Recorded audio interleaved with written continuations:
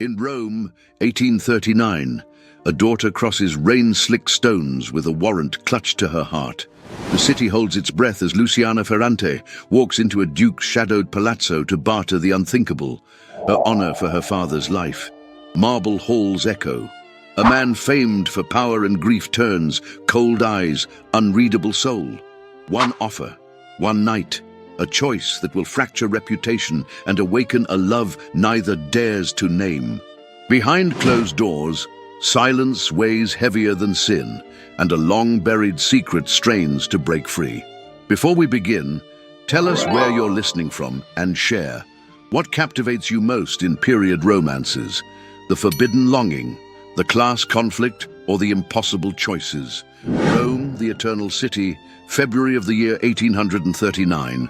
The morning air was thick with dampness, perfumed by cypress and chimney smoke, as if the city itself breathed grief and memory. Cobblestone streets glistened with the residue of the previous night's rain, and the great domes and crumbling palazzos stood like silent sentinels over the lives of those within. In this ancient city ruled by papal law and burdened by whispers, a woman walked alone, cloaked not only in fabric but in desperation. Luciana Ferrante held her head high, though her steps betrayed the trembling in her limbs. The hem of her slate-blue woolen dress had already soaked through from the puddles that gathered along the alleyways, and her gloved hands clutched the folded parchment that bore the seal of condemnation, her father's arrest warrant. The ink bled slightly at the edges from her damp grip, but the cruel truth of its content remained unblurred. Treason, imprisonment, imminent execution. Her cloak, beige and faded by years of use, billowed around her as she approached the palatial gates of Villa Orsini, one of the grandest estates in Rome. She had never dared cross its threshold. The Orsini name echoed through Roman society like a dark hymn, venerated, feared, unapproachable.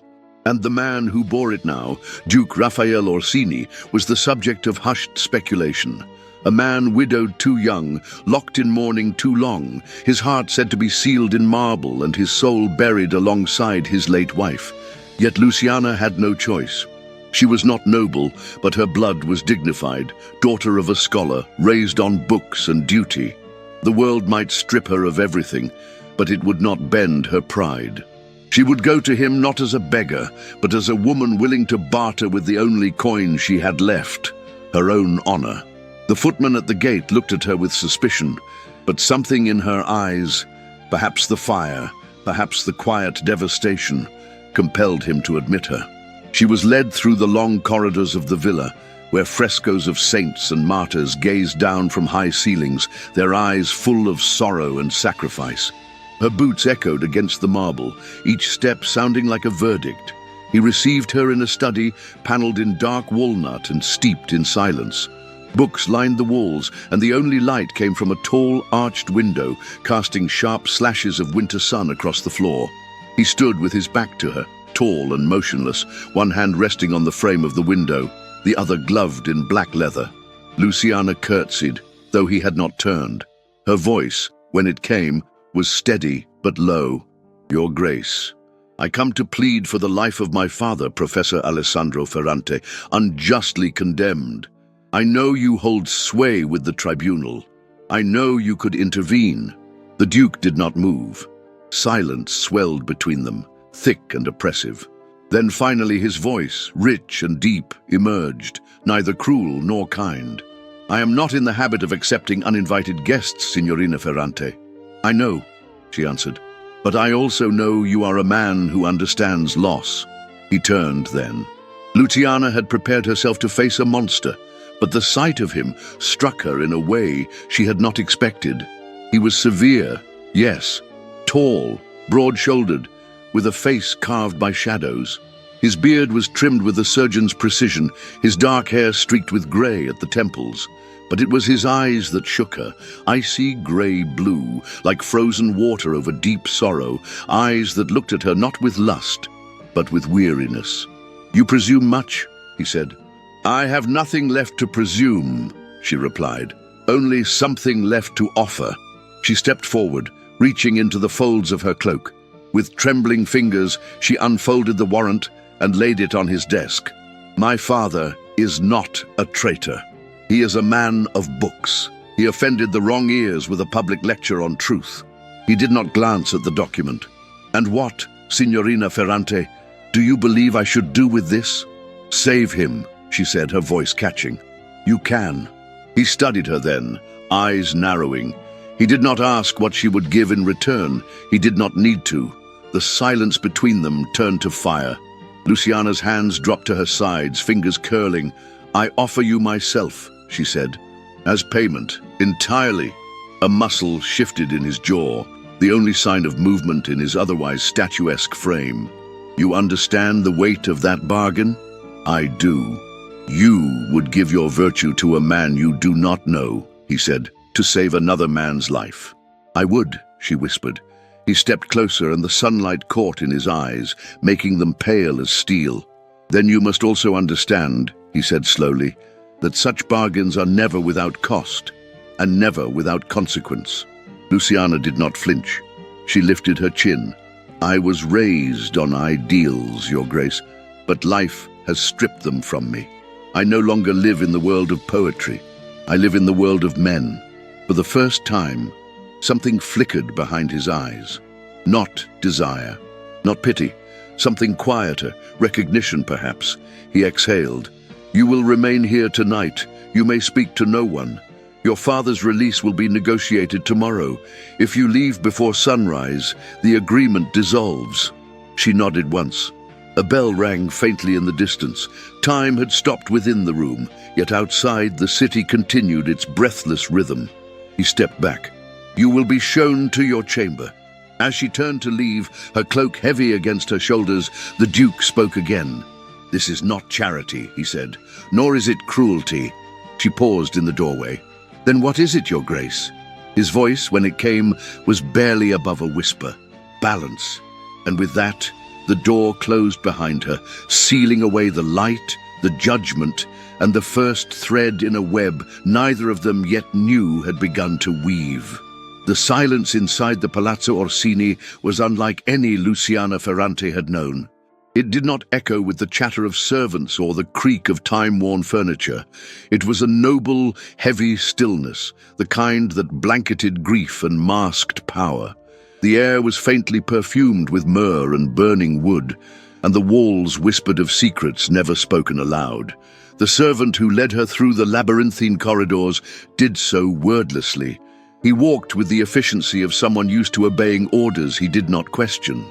Luciana's footsteps, soft as they were, seemed to betray her thoughts as they tapped nervously against the polished floor. Her palms were damp inside her gloves, her breath shallow beneath the weight of her modest cloak. She did not know what awaited her, only that she had traded her fate in a currency no woman should ever be forced to spend. The corridor turned sharply and ended before a pair of dark oak doors, carved with the Orsini crest, a lion encircled by laurel leaves, its eyes like empty sockets. The servant knocked once, then opened the door and stepped aside. Luciana passed him with a trembling spine, her chin lifted in a final act of pride. Inside, the room was dimly lit by a fire that crackled in a wide hearth. No candles burned, and the windows were draped in thick velvet. Shadows stretched long across the high ceiling, and the scent of aged paper and leather filled the air. It was a study, not a bedroom, and standing at its center, facing away from her, was Duke Raphael Orsini. He had removed his frock coat. In its place, he wore only a white linen shirt, partially unbuttoned at the collar, the sleeves rolled to his elbows. A decanter of amber liquid stood untouched on a side table. Books were scattered about, as if he had tried and failed to distract himself with philosophy or history. But when he turned to her, his expression was unreadable. Luciana stood frozen. Raphael's eyes met hers, and for a long moment, neither moved. The firelight flickered across his face, revealing the slight hollow beneath his cheekbones, the faint tension in his jaw. He looked not like a man about to commit an act of possession, but like one haunted by an unrelenting memory. "You came," he said simply. "I said I would." Another silence stretched between them, fragile and aching. "I've had your father's release arranged," he said, his voice low without triumph. "By morning, he will be escorted home." Luciana swallowed. "Thank you. I did not do it for gratitude. I did not offer myself for kindness." His gaze sharpened. "No, you offered yourself in desperation." He moved toward the fire and rested one hand on the mantel. Luciana stood in place, her fists tight at her sides. The flicker of the flames danced between them like a wall made of light and heat. "I could call for a servant," he said, voice steady. "You could be prepared, washed, dressed in something finer." "No," he turned back to her. "No, I came as I am." Her words hung in the air like the strike of a bell. There was no seduction in them, only truth. Raphael stepped closer, slowly, as if unsure of his own intention. He stopped when only a breath separated them. His eyes scanned her face, not with hunger, but with a gaze that saw too much. The slight tremble of her lips, the quiver at her chin, the way her shoulders resisted collapse. He reached up, and Luciana tensed, her heart thundering in her chest. But his hand did not touch her face. Instead, he undid the clasp of her cloak and let it fall from her shoulders. She stood in her simple wool dress, worn and unadorned. Her iron crucifix glinted faintly at her throat. Still, he did not move. "You're afraid," he said quietly. "I am not," she lied. His eyes softened, only slightly. "I will not force you. You don't have to." For a moment, he studied her as if searching for something that might give him permission to proceed, not with action, but with meaning. What he found, or didn't, remained unknown to her. Then, with the most unexpected gentleness, he stepped back. Luciana blinked, confused. "You may sleep here tonight," he said, "in the adjoining room, alone. Your dignity is safe. Your sacrifice has already been accepted." She did not understand. He walked to the writing desk, opened a drawer, and took out a small envelope, sealed in red wax. "This is the documentation," he said.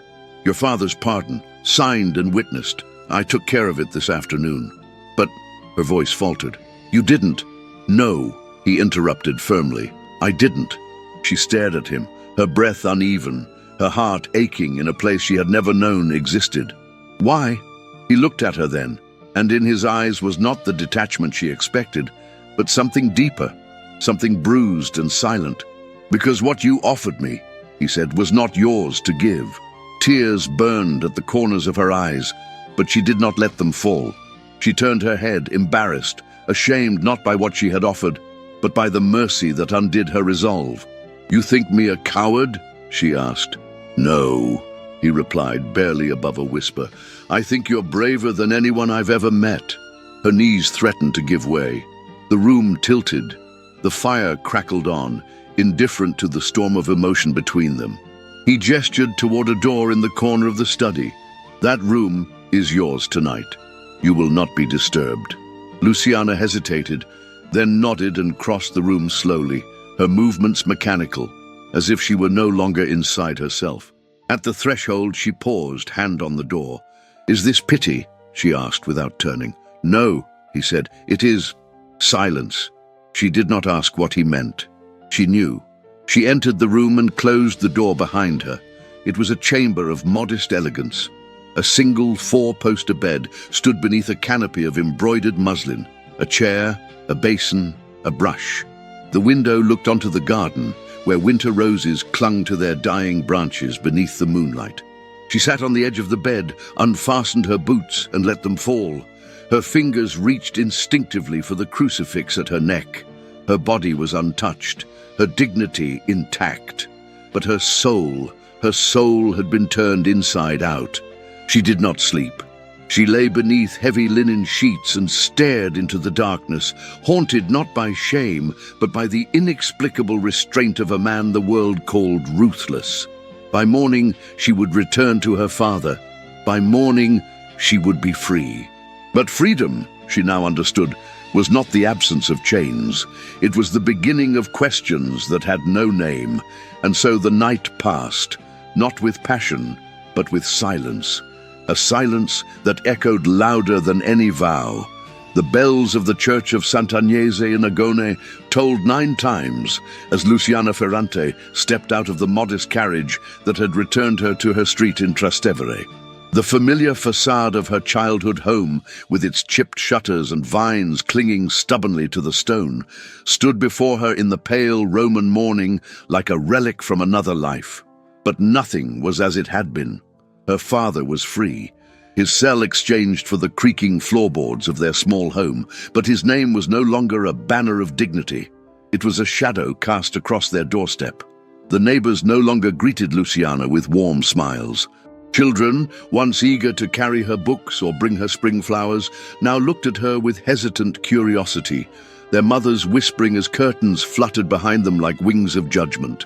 Inside, Professor Alessandro Ferrante sat in his worn chair, a blanket across his knees, his face thinner than she remembered. His eyes, though warm, carried the dull haze of humiliation. He spoke little of the ordeal. He spent his hours rereading Cicero and gazing through the window, as if seeking redemption in the movements of the clouds. Luciana tried to return to her old rhythm, sewing by the window, preparing broth for her father, reading quietly at night. But the world had closed around her like a tightening corset. Invitations from friends ceased. Doors that once opened without knocking now stayed shut, and it was not long before the rumors found her. They drifted from the lips of servants, echoed in markets, and echoed again in church pews. She was seen entering the Orsini estate alone, at night. The Duke had her father released within a day. She spent the night under his roof. What else could it mean? No one accused her directly. No one dared.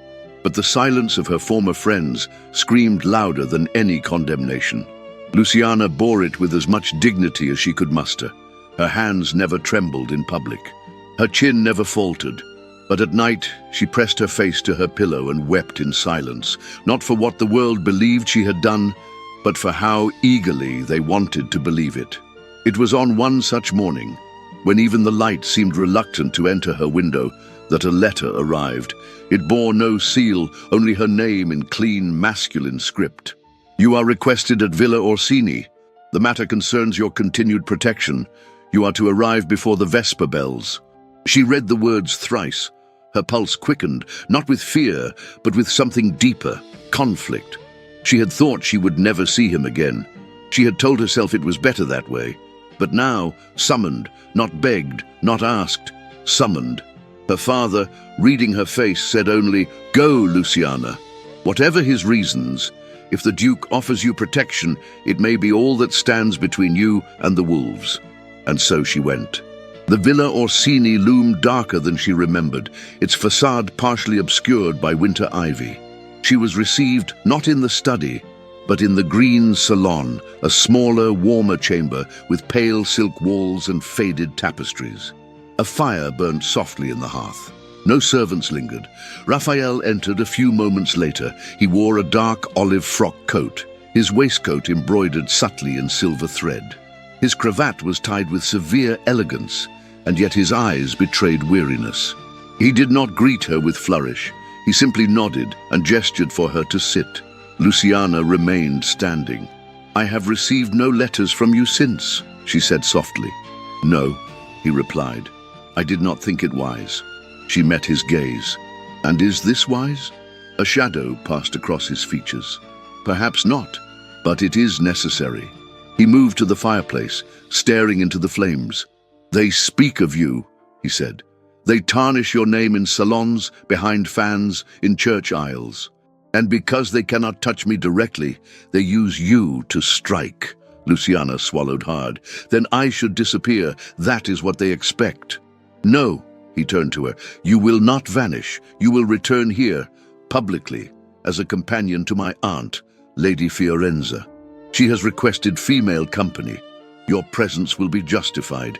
Your reputation, though bruised, will be cloaked in something near to respectability." She stiffened. "You ask me to live under your roof, as a guest or as a symbol. I ask you to protect yourself." His voice rose slightly. "To allow me to protect you." The firelight caught in her eyes. "And what do you ask in return?" He stepped closer, slowly, deliberately. His presence filled the room, not with threat, but with undeniable gravity. Nothing.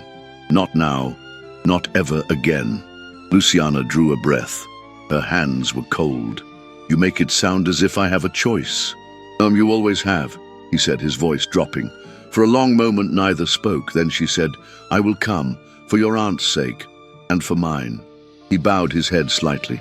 "You will be given quarters on the east wing, far from mine. You will be treated as a lady of respect, but I will not lie to you. Your presence here will still cause whispers, perhaps worse. The world does not forget easily, and those who hate me, Count de Forley among them, will look for ways to use you." She raised her chin. "Let them. I will walk where I must."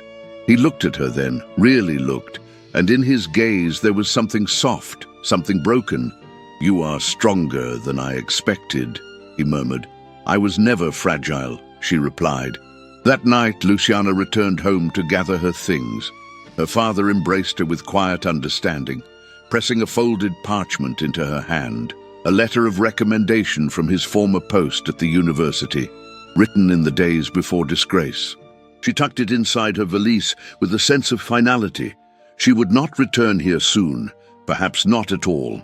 By morning, she was back beneath the stone arches of the Orsini estate, where she was received not as a guest, but as a presence, delicate, controversial, necessary. Lady Fiorenza, the Duke's aunt, greeted her with curious warmth. She was a woman of silver hair and sharp eyes, whose own past was veiled in widowhood and political maneuvering. "You'll read to me in the afternoons," she said briskly, "and in the evenings you'll accompany me to supper. Speak little, but listen well. People reveal their intentions between words." Luciana bowed. "Yes, my lady." That evening, as the villa settled into the hush of twilight, Luciana stood at the window of her new chamber. The garden below was dormant, its fountains stilled for the season. The moon rose slowly, casting a pale light over the balustrades and marble statuary. She touched the iron crucifix at her throat. Somewhere in the villa, Raphael moved through the shadows of his own making. He had given her refuge, but not without cost, not without implication. She had stepped onto the board, and now, whether she wished it or not, she was a piece in a game where love and ruin moved side by side. The dawn that marked Luciana Ferrante's first day as a resident of Villa Orsini was cloaked in mist. Rome, veiled in winter's hush, lay like a sleeping city behind the estate's tall, wrought iron gates. From her chamber in the east wing, Luciana watched the fog drift across the gardens, curling around the marble statues like ghostly fingers. Somewhere in the distance, a bell rang out from the convent beyond the Tiber, but here, within these opulent walls, the silence held dominion. The palazzo was as grand as any cathedral, but its corridors felt more like the hallways of a tomb. Rich tapestries hung heavy with dust, and oil portraits of long-dead ancestors lined the walls, their eyes seeming to follow her with unspoken accusations. The scent of waxed floors, old books, and faded lilies clung to every room. Everything was immaculate, too immaculate, as if untouched by real life. Luciana soon understood that the house, like its master, had been frozen in grief. She saw little of Duke Raphael Orsini in those first days. He kept to the west wing, emerging only for formal dinners and the occasional evening in the library. When they did meet, their conversations were brief, polite, and carefully devoid of personal sentiment. And yet, there was always something in the air between them, a tension unspeakable, thick as incense and just as intoxicating. His aunt, Lady Fiorenza, was the only soul in the house who spoke freely. A woman of keen intellect and sharper tongue, she commanded the servants with absolute authority and observed Luciana with a curious mixture of suspicion and affection. "You move like someone waiting to be punished," she said one afternoon, as Luciana poured tea in the garden parlor. "Don't. This house has enough ghosts." Luciana offered a quiet smile but said nothing. There were things one did not speak aloud, especially when they lingered behind every door. The household moved according to a rhythm that felt rehearsed. Breakfasts were solitary affairs, luncheons were brief and silent. Dinners were formal, taken in the great dining hall, where the table stretched so long that Luciana felt like a distant echo at its other end. Servants moved like shadows, appearing only when summoned. The only sounds were the clink of silverware and the soft crackle of the fireplace. It was during one of these dinners, on the 7th evening of her stay, that Luciana found herself seated not across the room, but beside the Duke. He had arrived late, his hair damp from the rain, his expression unreadable. He wore a black velvet tailcoat, the Orsini signet ring glinting on his right hand. When the footman pulled out the chair beside hers, Luciana hesitated, then sat. For several minutes, they said nothing. Then, as the second course was cleared, Raphael spoke. "Do you find the accommodations sufficient?" She glanced at him. His tone was formal, but his eyes were less guarded. "Yes," she replied, "more than sufficient." He nodded once, then lowered his gaze to his plate. But as the meal continued, their conversation deepened, not in content but in cadence. A shared glance at the irony of Lady Fiorenza's sharp remarks, a half-smile exchanged when the soup was served cold. And when dessert arrived, Luciana found herself laughing, softly but genuinely, at a memory she shared about her father's obsession with burnt custard. Raphael watched her as if she had just changed shape before his eyes. Later that evening, Luciana retreated to the library, hoping to lose herself in the comfort of pages. The room was cavernous, lined from floor to ceiling with volumes bound in leather and gold. A storm raged outside, and lightning cast fleeting shadows across the shelves. She reached for a worn copy of Virgil, its spine softened by use. As she turned, she nearly collided with him. Raphael stood inches away, his gaze locked on hers. She inhaled sharply, her fingers still holding the book. "I didn't hear you come in," she murmured. "I didn't wish to disturb you," he replied. Their hands brushed as he reached for a candle. The contact was brief, barely more than a graze, but it ignited a spark deep in her chest. He lit the candle and turned away, but the air between them remained charged. They spent the next hour in quiet companionship, seated on opposite sides of the hearth, reading. Occasionally, their eyes met across the flickering light, and though no words were exchanged, something passed between them. Recognition, perhaps, or longing. The rain deepened as night fell, thunder rolling across the hills. Unable to sleep, Luciana wandered the corridor outside her chamber. The candles had been extinguished, but a faint glow drew her toward the chapel, tucked in the heart of the estate. The door was ajar. She stepped inside, expecting solitude, but she found him. Raphael knelt before the altar, his head bowed, his dark hair falling over his brow. He wore no jacket, only a white shirt and trousers. His shoulders were tense, as if bearing a weight no man should carry alone. Luciana froze. She had never seen him pray before. She had never imagined he might. And yet here he was, not a duke, but a man kneeling in silence. She made no sound, but something in him sensed her presence. He turned, slowly, his eyes red-rimmed but unashamed. "I couldn't sleep," she whispered. "Nor I." He stood, his hand braced on the pew. The candlelight revealed the raw edges of his grief. It clung to him like a second skin. "I come here when it's too loud inside me," he said. She stepped forward cautiously.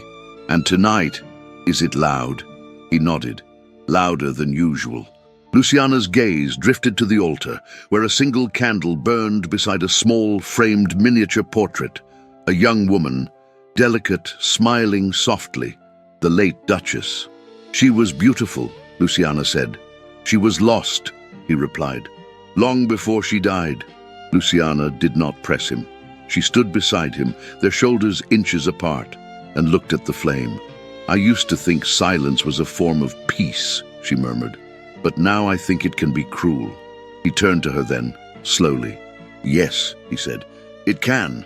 And for a moment they simply stood there in that sacred space, surrounded by memory and longing, by flickering light and storm-ridden sky. She did not reach for him. He did not touch her. And yet something in each of them moved closer. The man of marble, Luciana realized, had cracks, and within those cracks, perhaps, there was room for something to grow. Spring had not yet fully claimed Rome, but in the private gardens of Villa Orsini, the earth stirred with reluctant promise. The vines that crept along the stone walls had begun to awaken, and the roses, though still curled in winter's retreat, hinted at life beneath the thorn. The marble fountains, once frozen and silent, now whispered with the soft sound of trickling water. Luciana Ferrante stood at the edge of the path, a book pressed to her chest, her breath caught between heartbeats. Before her, the Duke approached, his stride slow, his hands behind his back, his posture as guarded as ever. Yet his eyes, those storm-grey eyes, held something different today. Not detachment nor grief, but a subtle and disquieting warmth. He had sent for her that morning, not through a servant, not with a sealed note, but with a quiet request, delivered in person. It was not a command, it was an invitation, and she had accepted. Now, beneath a sky laced with silver clouds, among the scent of damp earth and old stone, they walked side by side, saying nothing for the first few moments, as if silence itself were a sacred guest between them. He broke it at last, his voice low and deliberate. "Lady Fiorenza tells me you have grown fond of her camellias." Luciana glanced at him, surprised. "I admire their resilience." "Resilience," he echoed. "A virtue I find increasingly rare." They reached the central fountain, where a sculpted cherub poured water from an urn held aloft. Around its base, faded rose petals clung to the marble. Luciana paused, her gaze dropping to the petals scattered like fallen confessions. "You sent me a gown," she said softly, not accusing, merely stating. "I did. It's beautiful, too beautiful for someone in my position." He looked at her then, the corners of his mouth tilting downward in something like sadness. "There is no position in beauty," he said, "only the eyes that choose to see it." Luciana felt her heart shift. A part of her longed to recoil, to remind him of who she was, who he was, what could never be, but something deeper kept her still. Raphael turned, resting his hand gently on the edge of the fountain. The wind stirred, lifting a strand of hair from Luciana's cheek, and she caught it behind her ear. "There was a time," he began, not looking at her, "when I believed love was a matter of conquest, a performance, a name to be attached to another name." She said nothing. "But that performance," he continued, "killed the woman I once loved, slowly and in ways I refused to see. I buried her with my ignorance, long before she ever left this world." Luciana felt the ache in those words. They were not rehearsed. They were not poetic. They were raw. "I don't carry guilt," he said. "Not for your father. Not for the bargain, but for what I became after her, yes. That guilt lingers." She turned to him, her voice trembling with a strength she did not expect. "You did not harm me, Your Grace, but you did see me as a solution, not a person. I see you now," he said. Those words lingered in the air longer than they should have. They seemed to reach past the arches of the garden, past the ivy and the carved balustrades, and settle somewhere between their two hearts. They stood very still. Then he stepped closer. Luciana felt it before it happened. The shift in air, the slow, hesitant lean forward, the searching of his eyes on hers, not asking, not demanding, simply waiting. And when his lips met hers, it was not a kiss, born of passion. It was a wound being pressed gently to see if it could still feel. It was hesitant, almost painful in its restraint. His hand barely touched her arm, and yet her entire body responded as though lit from within. The contact was brief, a moment suspended in time, and then gone. They parted, breathless but quiet, each afraid to speak, afraid the spell would shatter. Luciana turned her face away, pressing her fingers to her lips. She did not cry, but her eyes burned. "I should go," she whispered, but he reached out, his hand brushing hers. Not to hold her back, not to control, just to anchor. "You may," he said, "but I hope you won't." And then, a sound. Footsteps. They turned sharply. A servant stood at the far end of the garden, pale and tense. "Forgive me," he said, bowing low, "but a guest has arrived, an emissary from the Curia. He requests a word with Signorina Ferrante." Luciana's blood turned cold. Raphael's jaw tightened. "I see," he said, "and of course we shall receive him." The servant nodded and disappeared as quickly as he had come. Luciana stepped back, her spine straightening. "I suppose the whispers reached further than the walls." Raphael's eyes darkened. "This was orchestrated. I can feel it." "By whom?" He did not answer, but his gaze drifted eastward, toward the city, toward the churches, toward the shadows of old rivalries. Within the hour, she stood in the drawing room, flanked by towering windows and somber portraits, facing a man in ecclesiastical robes. Bishop Alghieri, a thin-lipped figure with the air of a man who knew the weight of words and the danger of implication. "Signorina Ferrante," he said, voice honeyed with condescension, "you have found yourself at the center of concern." She lifted her chin. "I have committed no sin spoken. But appearances, my dear, speak louder than truth in Rome." She said nothing. "There are questions," he continued, "about your presence here, about the nature of your relationship with His Grace. Questions stirred by men of influence. Men like Count Vittore di Forli, whose loyalty to the Church and its moral order is admirable." Luciana felt the name like a blade against her spine. She had heard it before, whispered by servants, mentioned by Lady Fiorenza. A man once enamored with Raphael's late wife, a man who never forgave her choice. "I serve the Duke's aunt," she said evenly. "That is my only role here. And yet your name appears in more than one conversation. You walk the gardens with him. You dine. You are seen." Luciana's voice was calm, but her hands trembled behind her back. "If I am seen, it is because I do not hide." The bishop narrowed his eyes. "Be warned, Signorina. Rome has little mercy for women who forget their place, and men like Count di Forli do not forget easily." He left without blessing, without farewell. That evening, as dusk fell over Villa Orsini and the lanterns flickered to life along the inner courtyard, Luciana stood alone by her window. The new gown hung across the back of a chair, its silk folds dark and rich, untouched. The kiss lingered on her lips like the echo of a song never sung. The wind outside whispered against the glass, and in her chest something broke open, not with fear, but with the first trembling realization that love, once awakened, could no longer be placed back in its box. Not in this house, not in this city, not in her heart. The afternoon sun filtered weakly through the heavy brocade curtains of the Orsini library, casting long bars of golden light across the patterned rug and the dark wood floor. Dust floated in the air like suspended memories, swirling in quiet circles as if refusing to settle. The silence of the room was deceptive, almost sacred, like the silence that holds its breath before a storm. Luciana Ferrante sat in the window alcove, a book resting unopened in her lap. She had been staring at the same page for nearly an hour, her eyes fixed but unseeing. Her thoughts moved restlessly, tangled with unease. Since the bishop's visit, the air within the palazzo had changed. It carried weight now, an unspoken pressure, thick with things left unsaid. She had tried to focus, to return to her duties, to her quiet evenings with Lady Fiorenza and her long, thoughtful walks through the gardens. But nothing settled.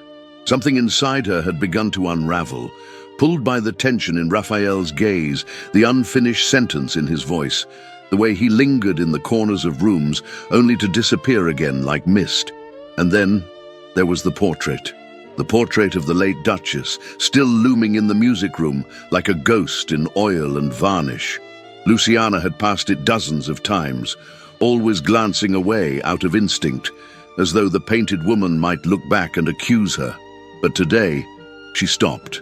She stood before it, letting her eyes travel over every detail. The delicate shape of the Duchess's mouth, the somber beauty in her expression, the startling resemblance to no one, and yet to everyone who had ever worn a cage of silk and smiled through it. She wore a dark green gown and a necklace of emeralds, her hair swept back with a comb of mother-of-pearl. Her eyes, though painted, held something disturbingly alive. A sorrow deeper than death. Luciana stepped closer. She hated it. The voice came from behind her, low, quiet, familiar. She turned. Raphael stood in the doorway, one hand resting against the wood frame, his expression unreadable. "She never liked to be painted," he said. "She said it felt like being preserved in a lie." Luciana hesitated. "And yet you kept it." "I had it finished after her death," he replied. "The artist completed it from memory and sketches." Silence fell again. Outside, a dove cooed from the garden wall, its call soft and mournful. Luciana turned back to the portrait. "What happened to her, Raphael?" It was the first time she had spoken his name aloud. The sound of it made her heart stutter. He exhaled, slow and long. He did not answer. She turned toward him fully, her voice firmer now. "They say she died of fever. They say it was sudden, but I've never seen a man grieve a fever for years. And I've never seen guilt haunt someone so deeply when there was nothing to be blamed for." His jaw tensed. "She took her own life, didn't she?" He looked at her then, not as a duke, not as a man holding back his secrets, but as someone unraveling. "Yes." The word was almost inaudible. Luciana felt the air leave her lungs. "She was not ill?" she asked, though she already knew. "She was unhappy," he said slowly, "in ways I did not understand until it was too late. She smiled in public. She hosted dinners. She played the piano for visiting bishops, but inside, she was drowning." Luciana moved to a nearby chair and sat, the book in her hand slipping to the floor, unnoticed. "Why?" she whispered. "Why would a woman with wealth, beauty, privilege choose to leave all of it?" "Because none of it mattered," Raphael replied. "Because she was trapped, because I—" He broke off, swallowing hard. "I built this life like a fortress," he continued, "for legacy, for honor. I married her because it was expected. I loved her, or what I thought was love, but I never saw her. Not truly. Not until I found her. In her chamber, with the windows open and the cold soaking through her gown." Luciana closed her eyes, unable to breathe for a moment. "She left no note," he said. "Only a half-written letter to her sister. It said, 'I am tired of wearing a mask. I want to remember who I was before I became a shadow in velvet.'" Luciana's throat tightened. She gripped the armrest to steady herself. "I was the one who caged her," Raphael said, his voice breaking now, quiet and raw. "Not with chains. With silence, with duty, with the endless pressure to uphold the Orsini name." Luciana stood. Her voice was soft but full of conviction. "You didn't kill her, Raphael. I didn't stop it. That is not the same." He shook his head. "And then you arrived, desperate, brave, willing to sell your soul for your father's life. And I saw it again, that same look in your eyes, the quiet surrender, the need to be useful, to disappear." Luciana's heart pounded.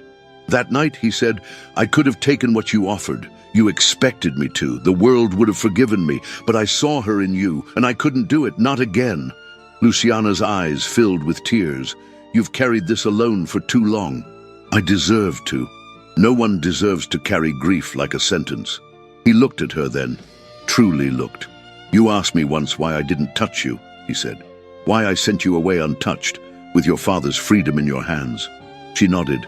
"It wasn't mercy," he said. "It was fear, because for the first time I saw a life I could never deserve."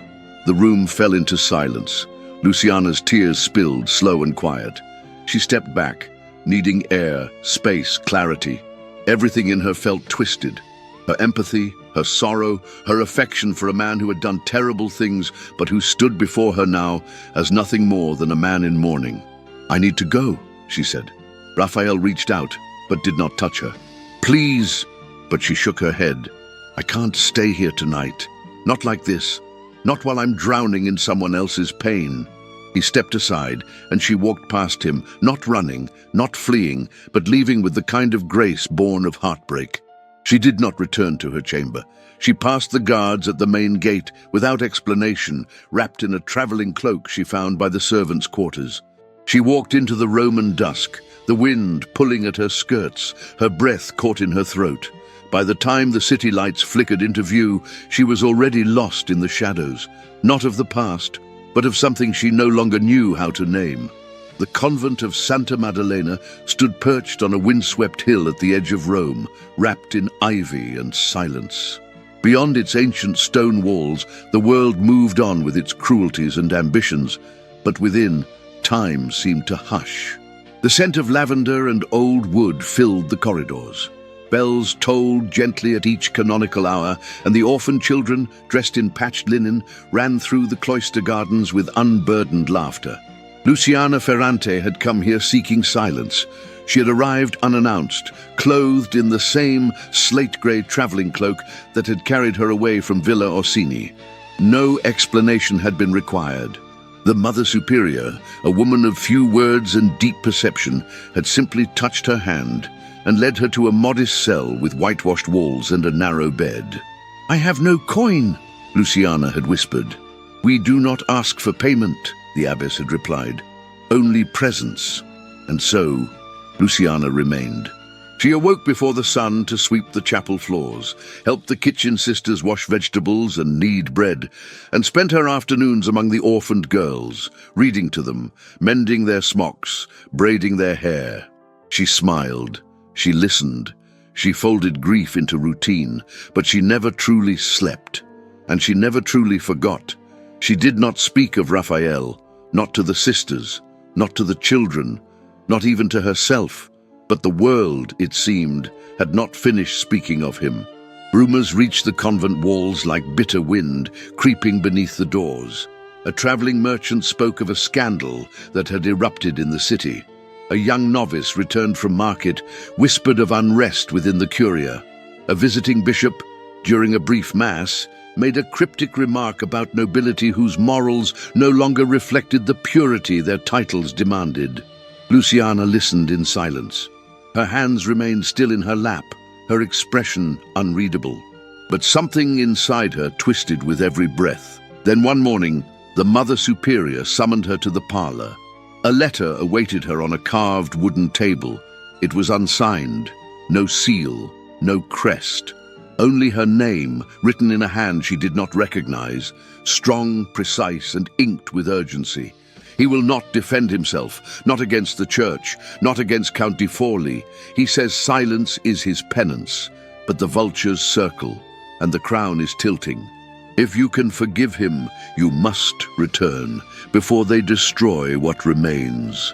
Luciana read the letter 3 times before folding it carefully and tucking it into the pocket of her dress. That evening, she stood at the back of the chapel while the sisters chanted Vespers. The flickering candlelight cast halos across their bowed heads. Outside, the sky wept with spring rain, and the roses clung to their branches like bruises. She slipped away before matins. The road back to Rome was long and wet. Her shoes soaked through before she passed the olive groves, and the cloak clung to her like sorrow. She did not stop to eat. She did not look back. By the time she reached the gates of Villa Orsini, dusk had fallen, and the guards did not recognize her at first. But when she pulled back her hood, they stepped aside without a word. The house had changed.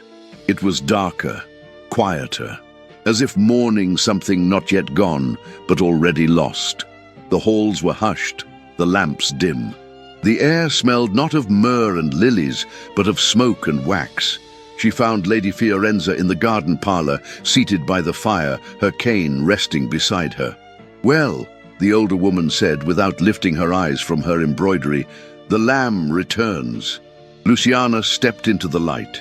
"You expected me?" "No, but I hoped." She lowered her needle and looked directly at the younger woman. "He will not save himself, you know. He has made peace with ruin." "Why?" "Because guilt is easier to wear than hope, and far less fragile." Luciana swallowed. "Is it true? What they say? That Count di Forli seeks to strip him of his title?" Fiorenza's eyes narrowed. "That snake has waited years for a wound to exploit, and Raphael in his silence bleeds without defense." Luciana pressed her hands to her chest. "Why won't he speak?" "Because he believes his fall might save your name." She paused, voice softening. "He still thinks of you as a thing to be preserved." Luciana closed her eyes, fighting the heat that rushed to her throat. "And what of his legacy?" she asked. Fiorenza sighed. If the tribunal rules in Forley's favor, the Orsini title will be revoked. Land seized, lineage broken. The fire crackled, rain tapped softly at the windows. Luciana lifted her head. Where is he now? In the chapel, as always. Luciana found him there, as she had that night weeks ago, alone before the altar, his head bowed, his posture more fragile than proud. He had not shaved. His coat was plain, his shoulders slightly slouched. He did not turn when she entered. She approached slowly, quietly, until she stood beside him. "I came back," she said. His breath caught. He turned, and in his eyes was something she had never seen there before. Defeat. "I did not ask you to," he said softly. "I know." He rose to his feet, taller than she remembered, but somehow smaller. "They'll take it all," he said. "The estate, the title, the name. They'll burn the Orsini crest from the walls and replace it with silence. Why do you let them?" "Because I deserve it." She looked at him, trembling with anger, with ache. "No, you do not." He blinked, stunned by her force. "You think surrender redeems you?" she asked. "That silence will balance the scales?" "It won't. It never has." He stepped back. "I did this to you. I dragged your name into scandal. I took your reputation and fed it to the wolves. You saved my father," she interrupted, "and you gave me a choice." "I loved her," he said suddenly, "but I never knew how to love her. I do not want to destroy you the way I destroyed her." Luciana's voice broke. "You haven't destroyed me, but I will." "No," she said. "You will only destroy yourself, and I won't watch you do it." For a moment the chapel was filled only with their breath, their pain, and the soft hum of rain against stained glass. Then she reached into her pocket and held out the letter. "I don't know who sent this, but they were right. You cannot fight alone." He took the letter, looked down at it, then back at her. "You came back," he repeated. She nodded. "I never left," she said. "Not truly." And in that fragile space between confession and absolution, the bell of the chapel rang once. It echoed through the marble, through the windows, through their bones. And for the first time since the beginning, Raphael Orsini reached for her. Not with lust, not with grief, but with hope. The hour was late when Luciana returned to Villa Orsini, cloaked in the hush of night and veiled by fog that crept along the cobbled road like a procession of forgotten ghosts. The city slept, unaware that something final stirred in the shadows of its noble quarter. The great palazzo, once alive with servants and music and footsteps on polished marble, now stood like a mausoleum, shuttered, breathless and abandoned by time. The iron gates had been left unlatched. The front doors stood half open, as if the house itself were exhaling one last sigh before surrendering to silence. Luciana entered without knocking, her boots wet from the rain, her heart loud enough to echo in the grand foyer. The chandelier above no longer shone. Only the faint glow of a candle somewhere deep within the west wing guided her. The scent of wax and smoke led her through familiar corridors, now stripped of the rhythm that had once governed them. No servants, no Lady Fiorenza, no guards, only absence, only him. She moved quietly, her fingers trailing along the cold stone of the walls as she reached the chapel, the one sanctuary within these walls where everything had once been spoken in silence.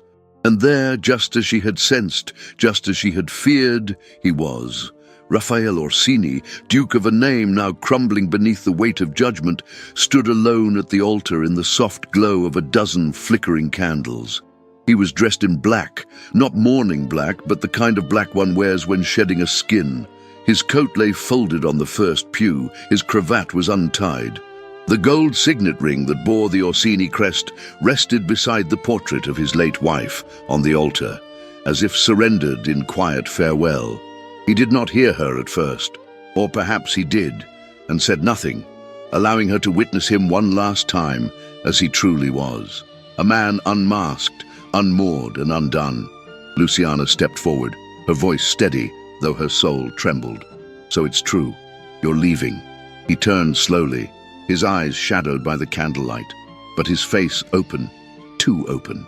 "There is nothing left for me here," he said. "Only echoes. You weren't going to say goodbye. I didn't want to give you another wound to remember." She moved closer, the hem of her dress brushing the stone floor. "And yet here I am," she said, still standing. He smiled faintly, the kind of smile born of resignation. "You shouldn't have come. I couldn't stay away." They were near now, two souls who had circled one another like stars refusing to collide. The chapel held its breath, as if the stone itself understood the weight of the moment. Raphael looked at her as though memorizing her face. "I'm not the man you deserve, Luciana, and I'm not the woman the world approves of," she replied. "But I would give up my title," he said, "my lands, my legacy, all of it, if it meant you wouldn't walk out of this chapel tonight." Luciana's breath caught. He stepped forward slowly, like a man approaching a ledge. "I built a life from pride and silence," he whispered, "but none of it ever made me feel alive until you spoke my name." She closed her eyes, her chest rising and falling with 1,000 emotions too tangled to name. "I don't need a duke," she said softly.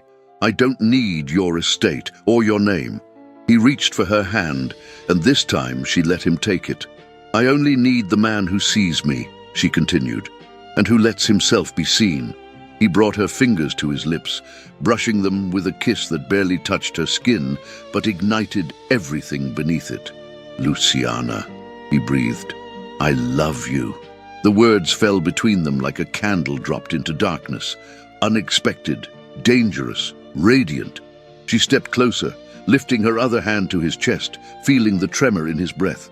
"I love you," she said, "not because I owe you, not because I pity you, but because I see the man inside the silence, and I choose him." He closed his eyes, and in that single gesture was all the grief he had buried, all the longing he had denied, all the loneliness he had tried to command into stillness. They did not kiss again. They did not need to. Their foreheads met, the candlelight swaying around them, their hands joined like a vow spoken without ceremony. Outside, the storm had passed. The sky cleared slowly, and the stars, one by one, emerged above the ancient city. Within the chapel, where once morning had rooted itself in every shadow, something else took hold. Not salvation, not certainty, but choice. Luciana Ferrante had returned, not to rescue him, nor to be rescued, but to stand beside him as an equal. And Raphael Orsini, a man who had spent a lifetime building walls of stone and lineage, let one fall. Not with thunder, but with a whisper. The thunder of Rome's judgment came not from the heavens, but from the polished marble steps of the Palazzo della Curia, where power wore silk robes and justice hid behind gold-embossed decrees. The tribunal chamber was a sanctified theater of ambition, heavy with incense, lined with velvet-draped benches, and guarded by men whose silence could be bought or broken depending on who whispered in their ears. On that morning, the chamber was full.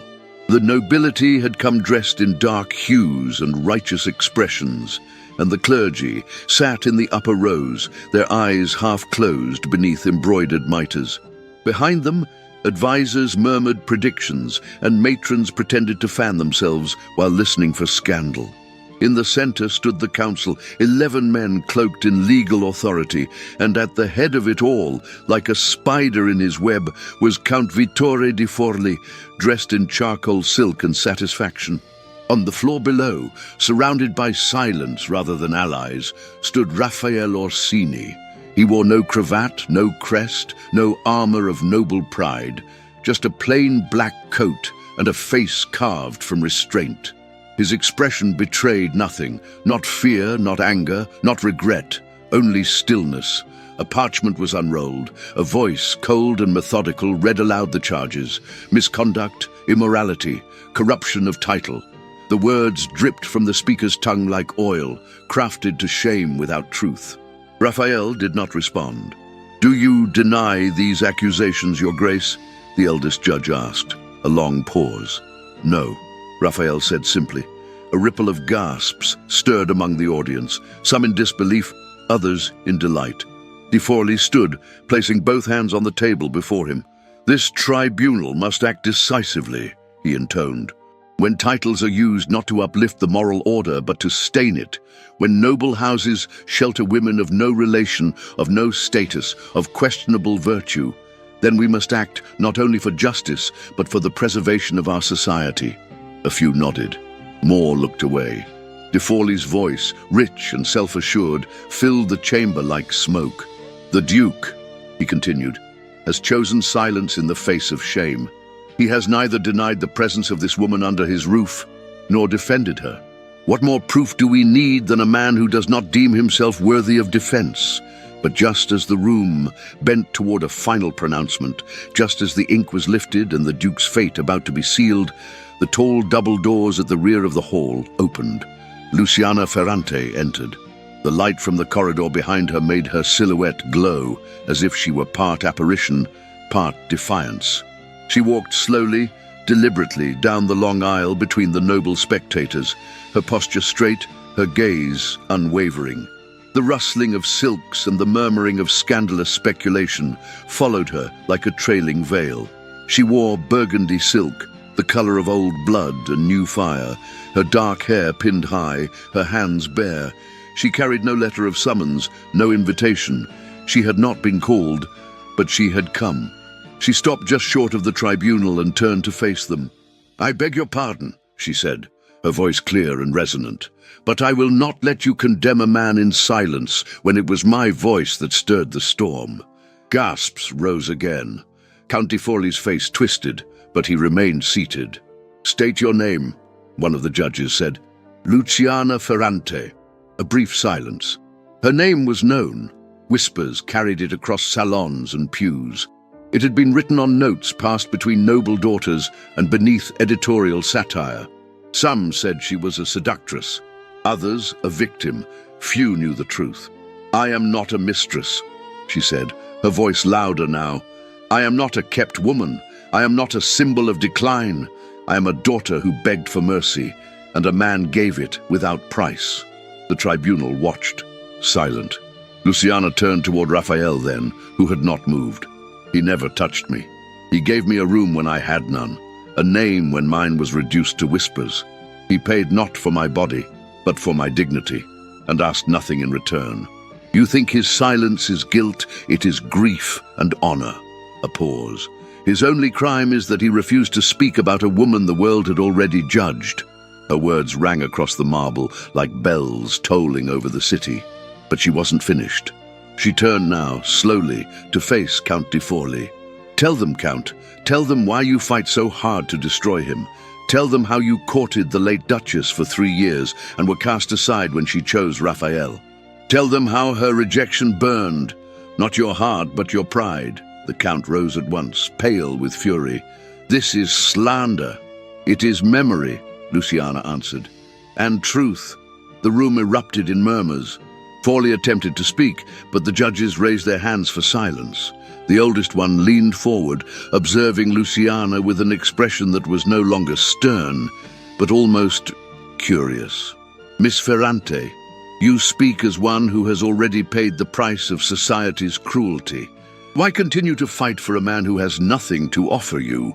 She looked at Raphael once more. "Because in a world that trades in power and silence, he was the only one who saw me as more than a burden. He saw me as a person, and I will not let him be destroyed for the crime of mercy." Another pause. Then the judge spoke. "We have heard enough." The tribunal convened briefly behind the velvet partition. The crowd buzzed, and Forley sat rigid, his fists clenched. Raphael remained still, his eyes never leaving Luciana. At last, the judges returned. "A compromise," the elder announced. "The Duke may retain his estate, his lands, and his name, if he formalizes a union with the woman whose presence threatens his legacy, a marriage or exile." A hush fell so deep one could hear the wind outside. The judge looked at Luciana. "The choice, Miss Ferrante, is yours." Time stopped. Raphael looked at her, not with plea nor command, only presence. Luciana stood at the center of the chamber, the eyes of a city upon her, and felt for the first time that her dignity was not theirs to give or take. She turned to the tribunal. "I will consider your offer." Then, Without another word, she bowed once, turned, and walked the length of the hall as slowly as she had entered, her every step resonant with the sound of a woman who, for the first time, carried her own name like a crown. And behind her, Raphael Orsini stood, neither condemned nor absolved, but waiting. It was not the bells of Rome that marked the hour, but the hush before dawn, when the city held its breath and even the fountains stilled, as if reluctant to disturb the quiet blooming of a new beginning. In the heart of the Trastevere district, where cobbled streets twisted beneath archways and ivy clung to the stone like time itself, the small chapel of Santa Clara awaited. It was old, almost forgotten, nestled between rows of sleeping houses and washed in the first whisper of morning light. The wooden doors stood open, not to welcome crowds, but to let the breeze carry in the scent of dew and rosemary. Inside, only 7 candles burned. There were no petals on the floor, no orchestra, no embroidered altar cloths or nobles seated in velvet rows. The benches were empty save for Lady Fiorenza, seated in the last pew with her cane resting across her knees, and her expression softened by something perilously close to sentiment. Luciana Ferrante stood before the altar, alone for a moment, her fingers wrapped gently around the edges of her ivory gloves. Her gown was not new. It had belonged to her mother, a simple, high-waisted silk dress that bore no lace, no pearls. Its only adornment was the light it seemed to carry in its folds, like dawn woven into fabric. Her hair was pinned low at the nape of her neck, and her iron crucifix rested at her throat, unmoving, eternal. She did not tremble, not anymore. The wooden doors opened wider with the sound of heavy hinges, and the man who entered did not look like a duke. Raphael Orsini wore black, as he always had, but today there was no crest on his chest, no golden chain, no ceremonial sword. Only a clean coat, his cravat loose, and a small silver pin at his collar that bore the Orsini lion, tarnished, old, and unpolished. His eyes met hers from across the aisle, and for a long, quiet second, they said everything that had not needed to be spoken in the council chamber months ago. He stepped forward, each footfall unhurried, as though he were approaching something not to be possessed, but to be honored. When he reached her side, Luciana did not speak, neither did he. The priest, an elderly man with a face like sun-warmed marble and hands that trembled when he lifted the book, looked between them and smiled, not with ceremony, but with reverence. "You come without nobility," he said gently, "and yet you bring more than most." Luciana bowed her head. Raphael's eyes never left her. The priest continued, "Do you come of your own will?" "I do," Luciana whispered. "I do," Raphael said, his voice rougher but no less sure. They did not exchange rings. They did not kneel. There were no witnesses beyond the priest, the old aunt in the back row, and the ghosts that always followed love when it dared to begin again. The priest looked at them for a long moment, then closed the book and said simply, "Then what God has heard, let no man undo." That was all. No kiss was demanded. No hand was raised. And yet something vast and unbreakable moved through the chapel, like the sigh of stone accepting a new truth into its foundation. Raphael turned to Luciana and offered his hand. She took it, their fingers laced together, not like vines, but like roots, firm, grounded, irrevocably joined. They walked together out into the Roman morning, where the sky had just begun to stain gold at the horizon. The street was empty, the city had not yet begun to speak, and for once, no one watched. At the gates of the Orsini estate, the guards stepped aside without words. The doors opened slowly, like a breath released. The house was no longer silent. Sunlight poured through the tall windows, catching in the dust and bathing the walls in a warm, amber glow.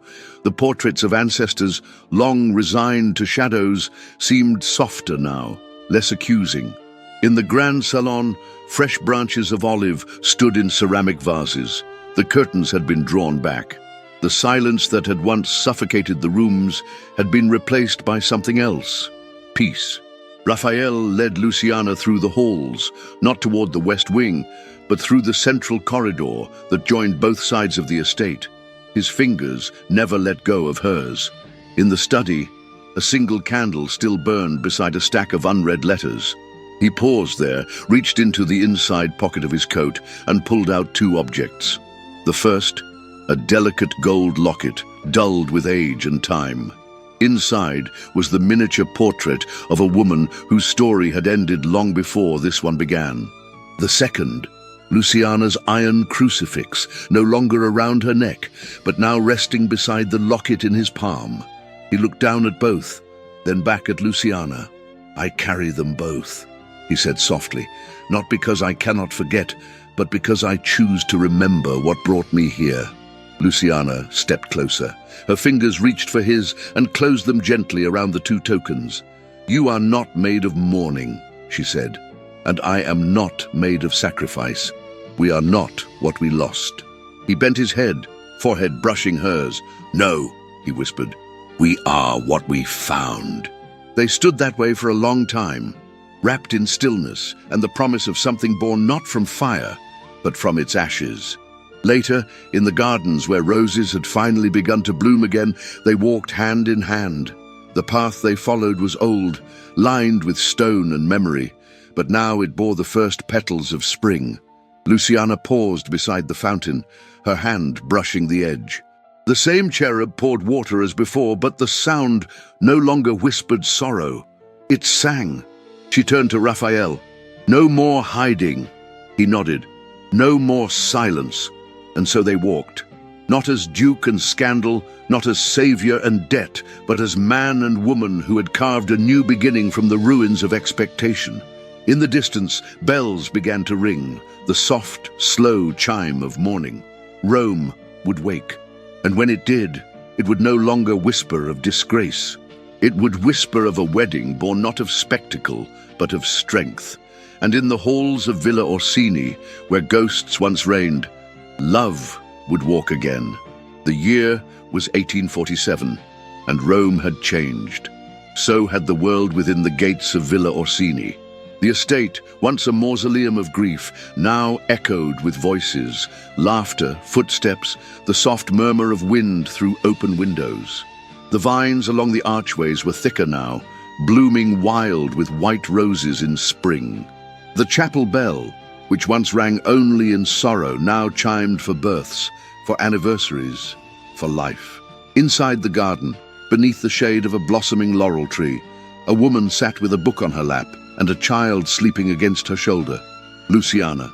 Time had not erased her beauty, but refined it. Her eyes held the same fire, but it had settled into something deeper, a glow of purpose, of endurance, of love that had learned to stay. A silver thread kissed the edge of her dark hair, and her fingers, still elegant, still strong, traced the spine of the worn book as if holding memory itself. At her feet, another child played with sticks and fallen petals, creating kingdoms only he could see. "Papa's late," the boy muttered without looking up. Luciana smiled. "He'll be here," she replied. "He promised." "Papa never breaks a promise," the child whispered, and he never had. Raphael Orsini arrived just as the sun reached its peak, dressed in his riding coat, dust on his boots, and a bouquet of lavender tucked beneath one arm. He was older, his temples streaked with silver, the lines on his face deeper, but his eyes, when they found Luciana's, still softened as they had that morning in the chapel, 8 years before. "Forgive me," he said, kneeling beside her and kissing the top of her head. The council meeting ran long. "You're the one who said you'd never be part of the council again," Luciana teased gently. "I lied," he replied, setting the lavender in her lap. "But only about that." Their daughter stirred in Luciana's arms and blinked up at Raphael, her curls damp from the heat. "Papa," she whispered, still half asleep. "I'm here," he said softly, gathering her into his arms as if she were the most precious thing he had ever held. "I'm always here." He looked at Luciana then, and they both knew they had already lived lifetimes, separately and together, and that each day now was a vow renewed, not with ceremony, but with presence. In the years since their quiet wedding, the city had continued to whisper, but the nature of those whispers had changed. No longer scandal, no longer speculation. Now, when Luciana walked through the marketplace, heads bowed not in judgment, but in respect. When Raphael entered the council chambers, even his enemies stood, not because he had regained every ounce of status lost, but because he had regained something rarer, honor chosen, not inherited. Count Vittore di Forli, once feared, now lived in exile. His name, once wielded like a blade, was spoken only in hushed tones by those who still clung to the old codes. No court had formally condemned him, but society had. His lies, his obsessions, and the consequences of pride had written him out of the narrative he once tried to control. Lady Fiorenza, Raphael's aunt, had passed quietly in her sleep 3 winters prior. Her final days were spent reading to the children, one hand always resting on Luciana's arm. She died with the knowledge that the Orsini name and legacy had finally healed. As for Luciana, she never sought a title. She remained in all things herself. She did not host grand balls. She did not dine with queens, but she founded a school for orphaned girls where they were taught letters, music, and the dignity of self-worth. Her afternoons were spent in those classrooms, her evenings in the gardens, and her nights beside the man who had once been stone and now lived only to feel. In the chapel, now adorned with simple frescoes of saints and wildflowers, 2 objects remained on the altar: a locket of gold, an iron crucifix, side by side. One, a memory of sorrow. The other, a symbol of endurance. Luciana once said that love, to survive, must be rebuilt again and again, not because it breaks, but because life does. And she had rebuilt hers in every season, through joy, through fatigue, through the quiet hours of doubt that came even in peace. But now, in the shade of that laurel tree, with her family wrapped around her like sunlight, she understood something else. That love had not merely endured, it had triumphed in every stolen breath, in every morning laugh, in every touch that no longer trembled, in every moment her children looked at her and saw not a sacrifice, but a woman whole. Raphael leaned closer, resting his forehead against hers. 8 years, he murmured. Only the beginning, she replied. And in the heart of a city that had once sought to silence them, 2 voices remained, low, steady, full of memory and promise. Not the Duke and the disgraced girl, but Raphael and Luciana, lovers, parents, equals, and in the end, home to one another. Some stories are not made of fireworks, but of slow-burning flames that refuse to die, no matter the storms. Luciana and Raphael's journey wasn't born out of perfection, but out of pain, sacrifice, courage, and finally, healing. And that is perhaps the most powerful kind of love, the one that chooses to stay day after day, even when it would be easier to walk away. From shame to dignity, from silence to voice, from loneliness to home. This was not just a romance, it was a story about reclaiming worth, about refusing to be defined by what others whisper behind closed doors, about building something sacred out of the broken pieces of the past. If this tale touched your heart, left you breathless, or brought tears to your eyes, we'd love to know what part stayed with you the most. What scene moved you? What lesson will you carry forward? To help us know who made it all the way to the end of this unforgettable journey, write the word reborn in the comments. It's a small word, but it holds everything this story means. If you wish to support the team behind these timeless tales, we humbly invite you to click the Super Thanks button and contribute whatever amount feels right for you. Your gesture, no matter the size, helps us continue to bring stories like this to life with heart and care. And if a financial contribution isn't possible right now, your support still matters deeply. Simply sharing this video with someone who loves dramatic, emotional period romances helps more than you know. Spread the magic. Let someone else discover Luciana and Raphael.